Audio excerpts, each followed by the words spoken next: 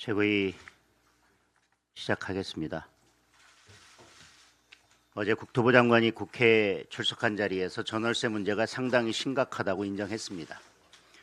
저도 어제 직접 마포구의 부동산 현장을 찾았는데 전월세 가격이 폭등하고 물량도 잠긴 것을 확인할 수 있었습니다.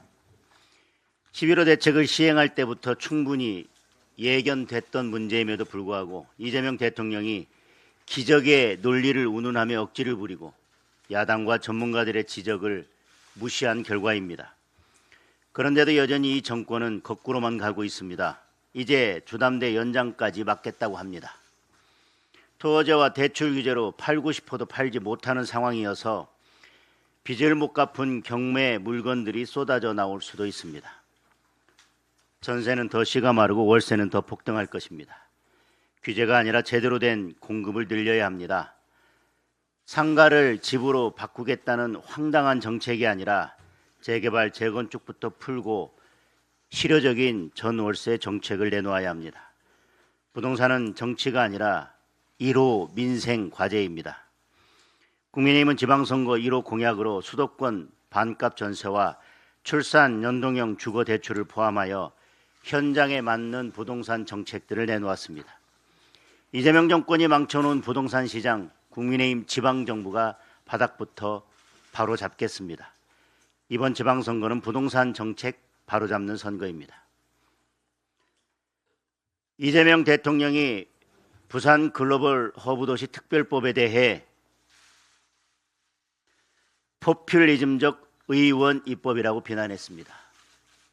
여야가 함께 고민해서 발의했고 정부도 공감했던 법안인데도 본인이 제동을 걸었다고 자랑스레 이야기했습니다. 특단의 지원이 필요한 부산의 현실을 조금만 깊이 살폈다면 감히 부산 시민들 앞에서 포퓰리즘 운운할 수는 없었을 겁니다. 선거 목전에 마지못해 받는 척하면서 전재수 의원 밀어주는 짜고 치는 선거 전략이라는 의혹까지 나오고 있습니다. 그래놓고 오늘 26조 2천억 원 추경을 들고 국회에 옵니다. 말로는 전쟁 추경이지만 실제로는 선거 추경입니다. 부산특별법이 포퓰리즘이 아니고 이번 추경이 진짜 포퓰리즘입니다. 국민 70%에게 최대 60만 원씩 현금을 살포하고 영화와 숙박비 할인, 문화예술 분야 지원까지 포함시켰습니다. 영화표까지 나눠주면서 지방선거 표 사겠다는 겁니다. 많은 전문가들이 S의 공포, 즉 스태그플레이션을 경고하고 있습니다.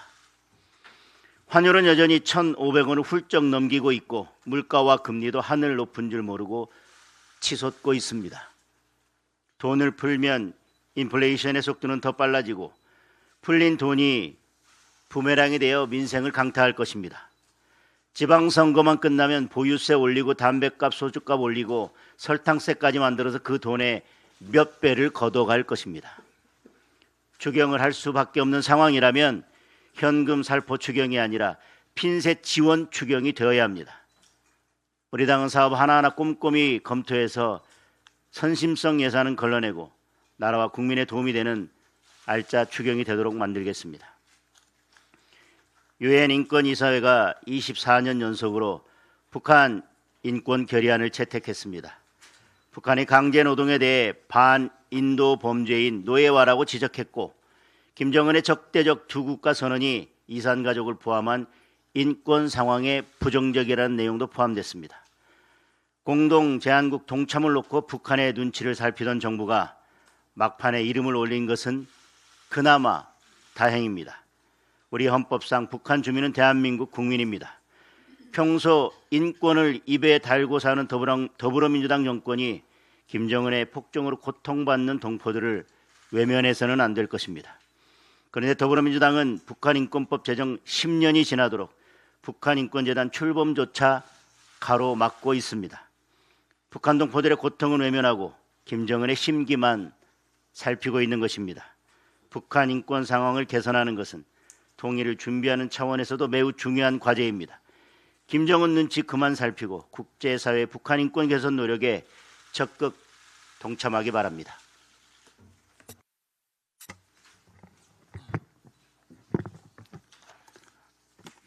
이란 전쟁이 계속되면서 공습과 해상 통제가 결합된 다중 전선 충돌로 확산되고 있습니다.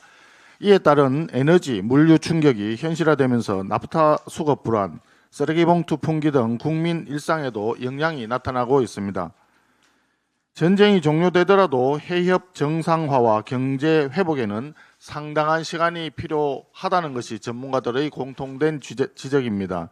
우리 경제는 이미 타격을 입었고 그 충격은 장기화될 가능성이 큽니다.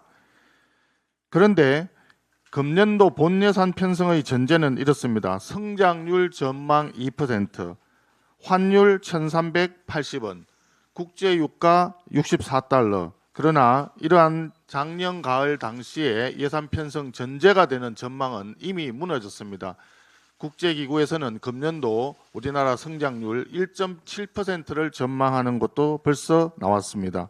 글로벌 에너지 가격 상승은 물가 상승과 경기 둔화를 동시에 압박하며 스태그플레이션 진입 우려까지 키우고 있어 경기 침체가 불가피하고 경우에 따라서는 세수 결선도 불가피합니다. 그럼에도 불구하고 정부는 1분기 초과 세수를 근거로 해서 연말까지 세수를 늘어날 것이라고 낙관적으로 전망하면서 무려 26조 2천억의 추경을 제출했습니다. 명목 GDP 성장률을 3.9에서 4.9%로 상향 조정했습니다. 국민들은 이해할 수가 없습니다. 전쟁을 핑계로 해서 지출을 확대하는 추경을 편성하면서 전쟁으로 초래될 경기 침체와 세수 결손 우려는 모두 배제하고 성장률 전망을 오히려 올려잡는 완전히 앞뒤가 상반된 모순된 추경입니다. 어쩌면 고무줄 추경일 수도 있습니다. 거짓된 GDP 성장률 전망에 근거한 GDP 대비 국가 채무 비중이 하락되었다는 주장, 그리고 그에 따라서 재정 건전성이 개선되었다는 정부 주장은 일고의 가치도 없는 통계 왜곡이자 대국민 사기일 뿐입니다. 추경안 내용은 더욱 심각합니다. 고유가 피해 지원을 명목으로 3,256만 명에게 4조 8천억을 현금으로 살포하겠다는 계획은 명백한 선거용 매표 추경입니다. 정작 고유가로 직접 피해를 입은 정유사 지원보다도 더 큰 액수의 돈을 유권자 73%에게 무차별로 지급하겠다는 것입니다. 청년 일자리 대책 역시 구조 개선이 아니라 단기 재정 일자리에 머무릅니다. 청년 실업률 7.7%, 쉬어섬 청년 48만 5천 명. 이러한 현실 앞에서는 소위 괜찮은 일자리를 창출하기 위한 투자 확대가 가장 중요합니다. 경제 활성화가 선행되어야 하는 것입니다. 그럼에도 불구하고 이에는 관심도 없고 땜질식 임시 방편으로 대응하고 있습니다.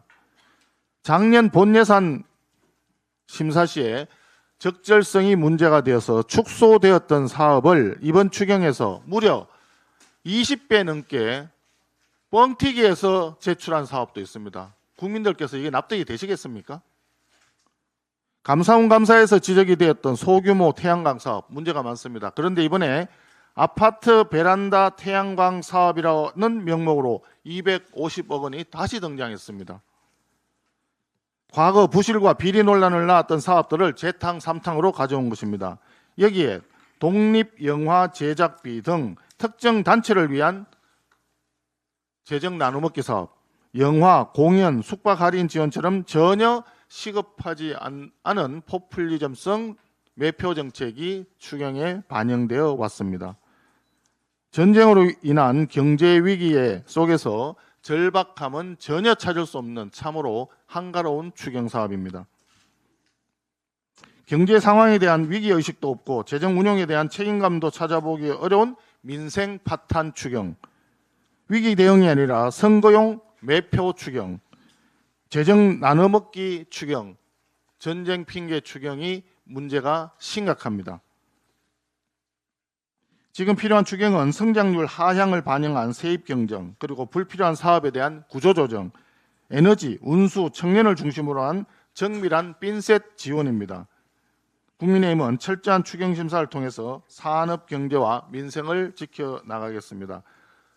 당대표께서 말씀하셨지만 한마디 더 보태겠습니다. 어제 우리 당 부산 지역 의원들이 이재명 대통령과 더불어민주당에 부산발전특별법의 신속한 처리를 위한 협조를 요청한 바 있습니다. 이재명 대통령이 의원 입법이 포퓰리즘적으로 이루어지는 경우가 있다라고 발언을 했는데, 저는 이 말을 들으면서 이재명 대통령이 드디어 자기 반성을 시작했나라고 생각했습니다. 포퓰리즘적 의원 입법의 대표 사례는 바로 노란봉투법 아니겠습니까? 또한 작년 10월 국회를 통과한 지방재정법 개정안, 민생회복 소비 쿠폰을 살포하기 위해서 지방채를 찍어낸 요건을 완화한 이런 현금 살포법이 바로 이재명 대통령이 얘기하는 포퓰리즘적 의원 입법입니다. 그렇다고 해서 이재명 정부가 직접 발의하면 포퓰리즘이 아닌가 하면 그렇지도 않습니다. 이번에 정부가 제출한 26조 추경안이 대표적인 선거용 포퓰리즘 추경안입니다. 포퓰리즘의 대가인 이재명 대통령이 전남 광주 행정통합만 처리하면서 대구 경북 행정통합은 완전히 가로막고 부산발전특별법에는 포퓰리즘 운운하면서 발목을 잡는 기이한 행태를 보이고 있는 거 이해하기가 어렵습니다.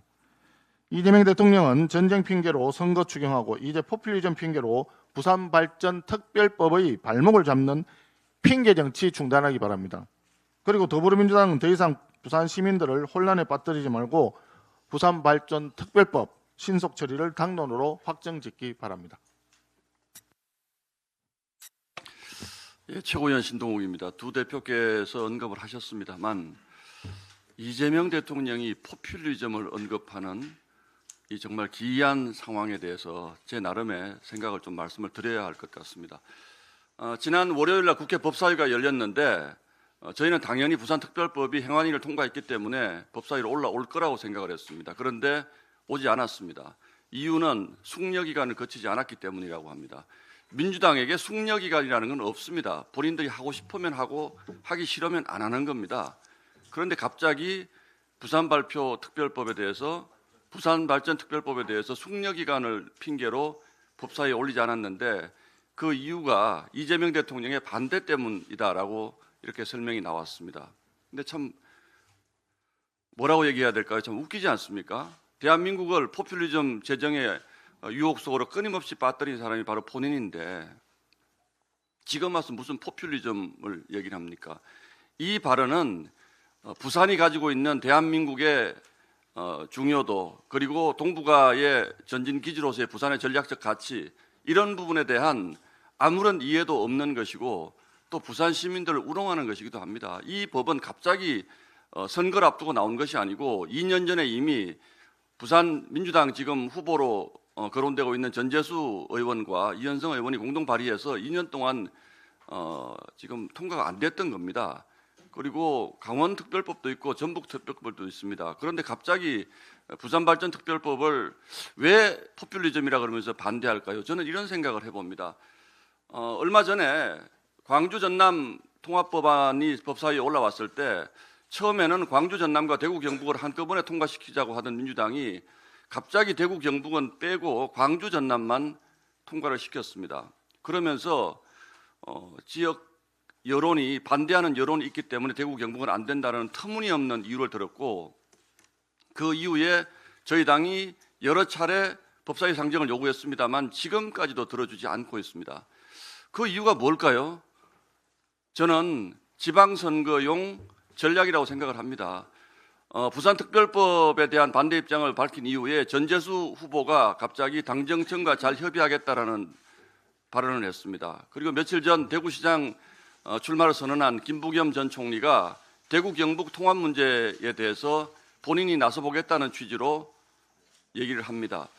자, 그러면 지금 부산특별법과 대구 경북 통합에 대한 지역민들의 열망이 굉장히 높은 상태에서 민주당이 발목 잡아서 해주지 않고 있다가 민주당 후보들이 본인들이 나서서 이것을 해결하는 모습을 보이기 위해서 이런 꼼수를 쓰고 있는 것이 아닌가라는 합리적인 의심을 할 수밖에 없습니다. 좋습니다. 선거가 다가왔으니까 본인들은 대단히 신묘한 전략이라고 생각할지 모르겠습니다만 본질로 돌아가면 대한민국 국민과 지역 유권자들을 완전히, 만약에 그렇다면 완전히 우롱하는 처사입니다. 어떤 합리적 이유도 없이 대구 경북 통합을 가로막고 부산특별법을 가로막다가 본인들이 내세운 후보가 이 부분을 나중에 해결하는 것처럼 하는 것, 만약에 그런 상황이 벌어진다면 유권자들이 이런 꼼수를 용납하겠습니까? 이재명 대통령께 다시 한번 충고합니다. 본인이 포퓰리즘으로 그동안 재미 봤을지 모르지만 이런 식의 포퓰리즘으로 더 이상 재미 보기 어려울 겁니다. 국민을 두려워하시기를 다시 한번 촉구합니다. 이상입니다.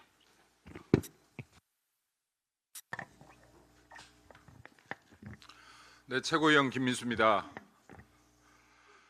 이재명의 머릿속에 대한민국 미래가 없습니다. 민주당의 머릿속에는 대한민국 청년들이 없습니다. 민주당 26조 2천억 원의 예산을 추가 편성했습니다. 전쟁으로 인한 어려움 때문이라고 합니다. 이 중 한 가구당 최대 60만 원까지 지원을 하겠다라고 합니다. 가구 소득이 1억이 넘는 가구도 대상에 포함됩니다. 민주당은 분명히 이렇게 말할 겁니다. 국민의힘, 국민들 어려움이 보이지 않느냐라고 말할 겁니다. 저희 묻고 싶습니다. 미래 세대에게 짊어진 짐이 보이지 않는 것인지 묻고 싶습니다. 2025년 말 기준으로 국가 부채 중과율이 9.8%, 역대 최고치에 이르렀습니다. 문재인 정권과 이재명 정권 단 6년 만에 12번의 추경이 있었습니다. 이들의 머릿속에 대한민국의 미래도 청년들 어깨 위에 짊어지는 짐조차도 보이지 않습니다. 오직 지금 자신들의 권력을 위해서라면 기꺼이 돈을 뿌려 매표 행위를 하겠다는 것입니다. 이것이 지금 현대판 이재명식 매표 행위이고 이재명식 금권 선거입니다. 국민 여러분, 어떤 분이 아무리 힘들어도 내 자식에게 빚을 떠넘기면서 지금 허리 한번 펴보자는 국민분들은 없으실 것이라고 생각되어집니다. 민주당 의원님들, 자식에게는 집을 남기고 남의 자식에게는 빚을 남기는 정치 언제까지 하시겠습니까? 대한민국 미래를 위해서, 대한민국 청년들을 위해서 국가 재정 좀 생각합시다. 존경하는 국민 여러분, 다가오는 6.3 지방선거, 국민의힘을 선택하는 길이 여러분들의 사랑하는 아들, 딸들의 미래를 지키는 길이 될 것입니다. 이상입니다.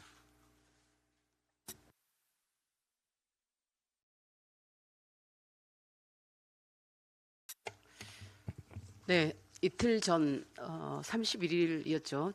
진성준 민주당 전 정책위 의장이 선거 후 7월 부동산 보유세가 오를 거라고 주장했습니다. 그런 얘기 한 적도 없다. 청와대가 어제 발끈했지만 민주당과 청와대가 처음에는 서로 싸우는 척하다가 결국 가장 센 안으로 밀어붙인 게 어디 한두 번입니까?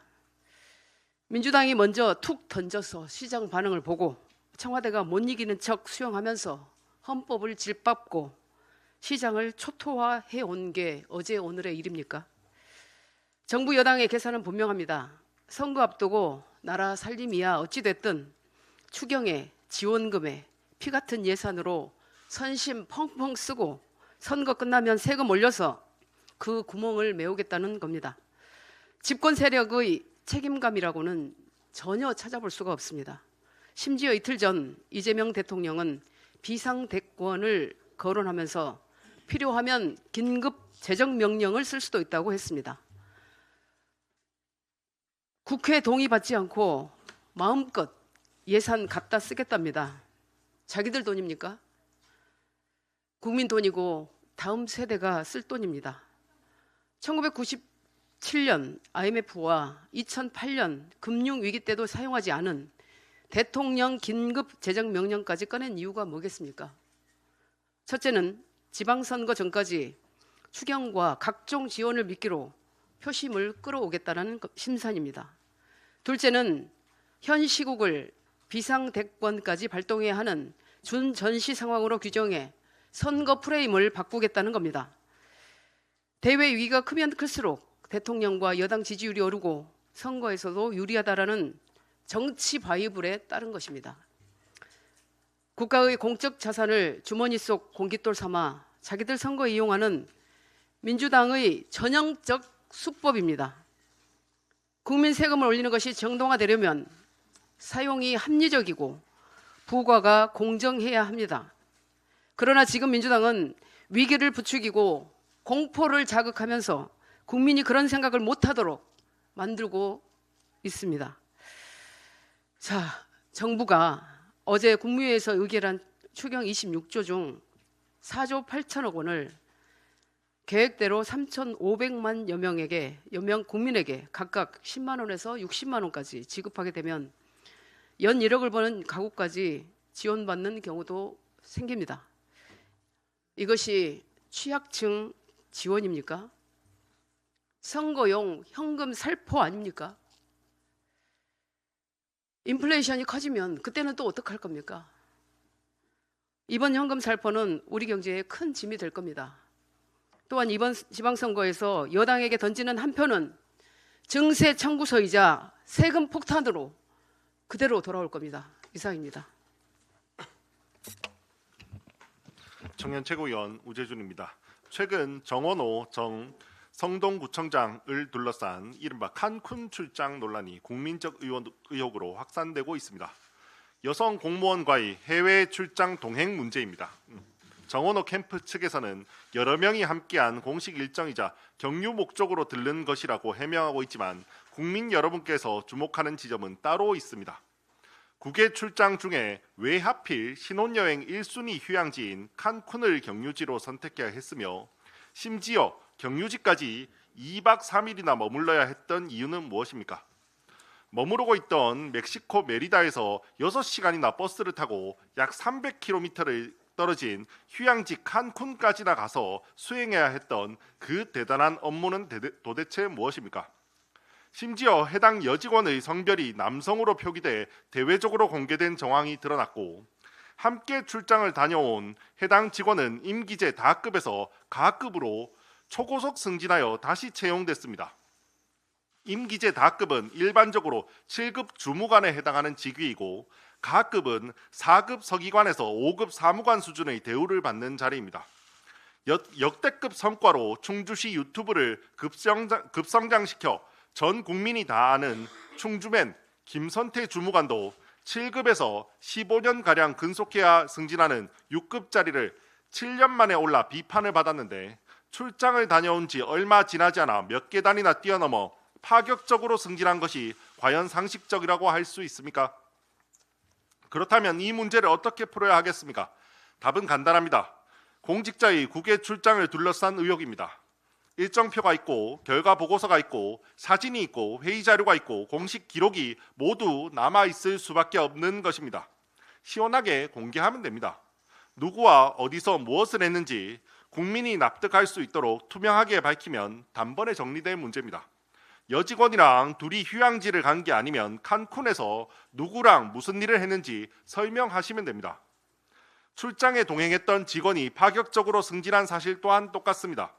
충주맨보다 훨씬 빠르게 승진한 이유가 본인과의 특별한 관계로 기인한 것이 아니라면 그 직원이 정말 유능하고 해당 분야에서 전문가란 사실을 설명하시면 됩니다.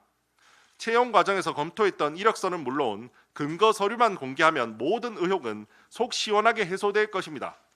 매불쇼에 나와서 이리저리 말로만 둘러댈 것이 아니라 국민께서 납득할 수 있는 자료를 공개하십시오. 참고로 외유성 출장과 해당 직원과 특수관계가 아니었음을 직접 증명할 수 없다면 강훈식 비서실장이 공언한 바 있듯 정원호 후보는 원 스트라이크 아웃 되어야 할 것입니다. 정원호 후보는 더 이상 모호한 해명 뒤에 숨지 말고 모든 자료를 국민 앞에 공개하십시오. 그것이 본인을 위한 길이자 공직사회에 대한 최소한의 책임입니다. 국민들께서 납득할 수 있는 명확한 답변을 다시 한번 촉구합니다. 이상입니다.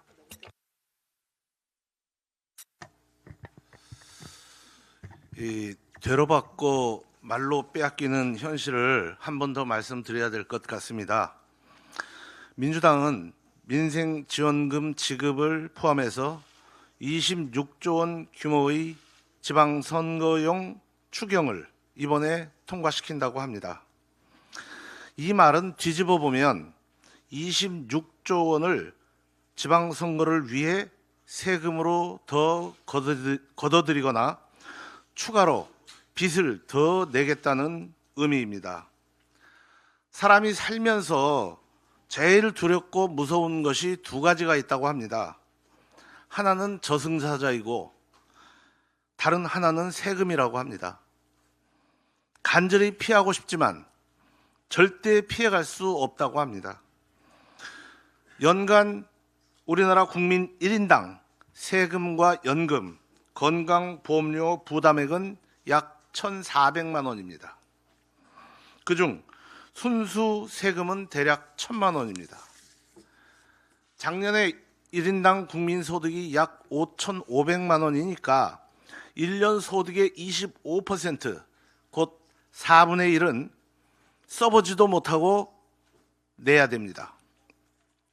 2026년 공동주택 공시가격이 전국 평균 9.16% 상승하고 특히 서울은 18.67%나 급등합니다. 그리 되면 재산세가 증가하고 종합부동산세 대상이 확대되며 지역 건강보험 가입자의 건강보험료가 대폭 오르게 됩니다. 그만큼 호주머니에 돈을 많이 내야 합니다.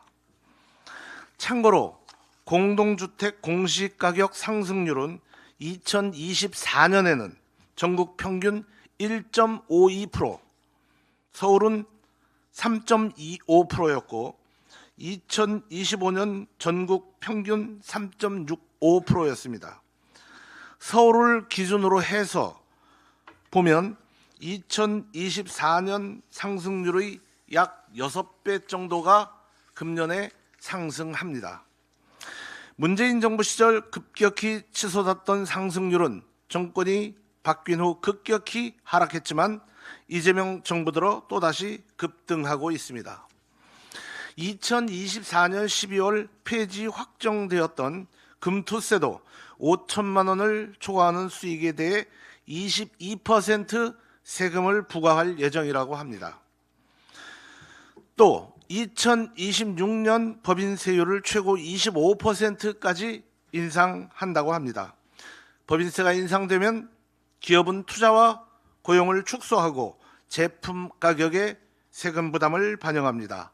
이것은 물가 상승으로 이어지며 기업은 해외 이전까지도 고민하게 됩니다.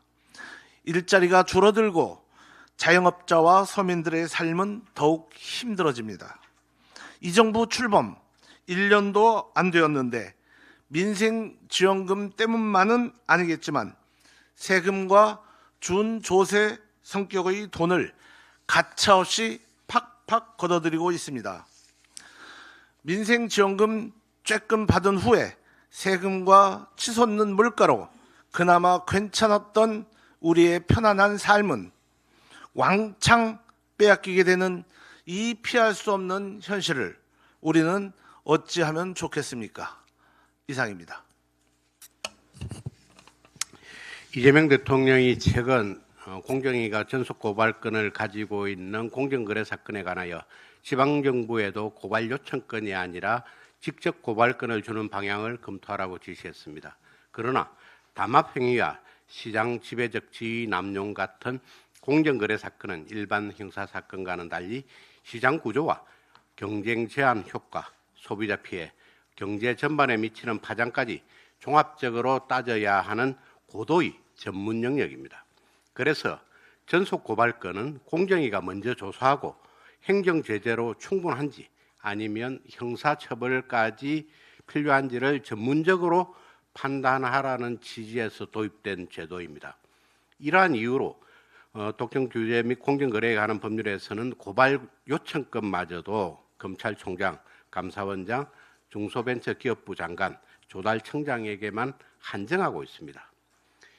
이재명 대통령의 이러한 지시와 관련 경제계는 경쟁사 간 견제성 과잉 신고, 중복 수사와 소송 부담 증가, 기업 경영활동 위축 등 시장 시장 왜곡 가능성을 우려하고 있습니다. 실제로 국무회의에 참석한 일부 국무위원들조차도 남용 가능성을 우려했고 법무팀이 없는 중소 중견 기업은 대응 역량이 부족하다는 점도 지적했습니다. 전속 고발건은 단순히 공정위의 권한이 아니라 공정거래 사건을 무조건 형사처벌로 몰아가는 것을 막고 과잉 수사와 형벌 남용을 방지하기 위한 최소한의 안전장치이기도 합니다. 전문성과 신중함이 요구되는 영역에 곧바로 직접 고발건부터 넓히는 것은 시장의 혼란을 초래할 수 있습니다. 공정거래위원회는 대통령의 뜻에 무조건 비위를 맞출 것이 아니라 전문기관답게 제도의 취지와 시장 파장, 예상되는 부작용을 꼼꼼히 따져봐야 합니다. 전속 고발건 폐지 여부는 물론 폐지 시기와 대상 범위, 고발건 부여 주체와 남용 방지 장치까지 시간을 두고 면밀하게 검토하기 바랍니다. 대통령께서도 1980년 도입 이후 46년간 유지되어 온 경제 질서의 기본 틀을 적극적 지시로 흔들 것이 아니라 충분한 검토와 사회적 논의, 제도적 보완책을 거쳐 신중하게 판단하기 바랍니다. 이상입니다. 자, 한 말씀 더 드리겠습니다. 남부지방법원에는 신청 사건을 담당하는 합의부가 2개가 있습니다. 그런데 국민의힘 관련된 가처분 신청 사건은 유독 권성수 재판장이 있는 민사합의 51부에만 계속 배당되어 왔습니다. 그래서 남부지방법원에 질의를 했습니다. 법원의 사건은 모두 임의 배당이 원칙인데 신의 손이 있는 것도 아닌데 왜 국민의힘 관련된 모든 가처분 사건은 민사합의 51부에만 배당되는 것인지, 어떤 배당 절차를 거치기에 국민의힘 가처분 사건만 유독 권성수 판사에게 배당이 되는지 질의를 했습니다. 충격적인 답변을 들었습니다. 신청 사건이 접수되면 권성수 판사가 자신이 하고 싶은 국민적 관심이 높은 사건이나 자신이 하고 싶은 사건은 일단 본인에게 배당하고 나머지 사건만 다른 재판부에 배당한다는 겁니다. 이 골라먹는 배당을 하고 있었던 겁니다. 대한민국 법원 중에 이렇게 배당하는 법원이 있는지 저는 경악을 금치 못했습니다. 임의 배당이 아니라 자의 배당을 한다면 그 재판은 이미 공정성을 잃은 겁니다. 권성수 재판장과 남부지방법원장에게 공식적으로 답변을 요청드립니다. 어떤 근거에 의해서, 무슨 이유에서 이렇게 사건을 배당해 왔는지 국민들께도 설명하시고 국민의힘에도 설명하기 바랍니다.